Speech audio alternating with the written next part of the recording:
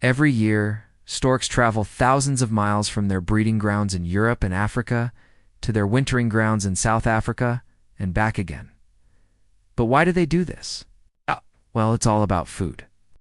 When summer ends and temperatures begin to drop, food becomes scarce in Europe and Africa.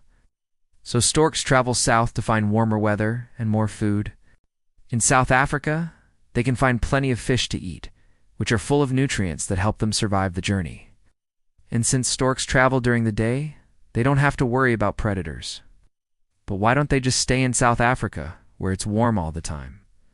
Well, it's not that simple. See, storks are birds of prey, which means they eat other animals for food. And while there is plenty of food in South Africa, there isn't much in the way of large open areas where they can hunt. It's because South Africa is mostly covered in forest. And while storks can hunt in forests, they prefer to hunt in open areas. So many storks travel back to Europe each year to hunt, and then return to South Africa for the winter. But why do they go all the way to Africa when there's plenty of open areas in southern Europe? Well, it's all about the climate. You see, while southern Europe does have plenty of open areas, the climate isn't always warm enough for storks. They need temperatures to be at least 10 degrees Celsius or 50 degrees Fahrenheit to be active hunters. And in the winter months, temperatures in southern Europe can drop below freezing.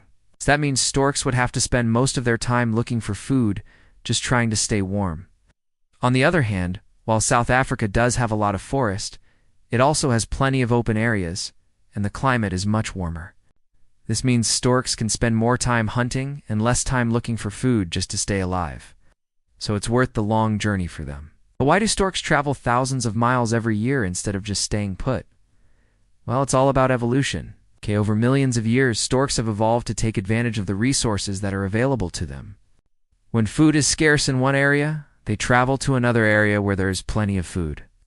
This behavior has helped them survive and thrive in a variety of habitats around the world.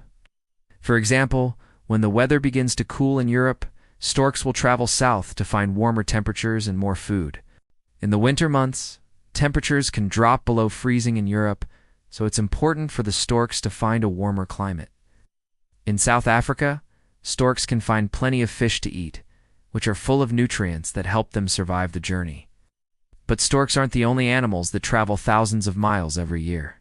Many animals migrate long distances each year in search of food and better living conditions. For example, every year, monarch butterflies travel from Canada and the United States to Mexico for the winter. And every year, humpback whales travel from the Arctic and Antarctic to warmer waters to breed. So why don't these animals just stay put? Well, it's all about evolution. Over millions of years, animals have evolved to take advantage of the resources that are available to them. When food is scarce in one area, they travel to another area where there is plenty of food.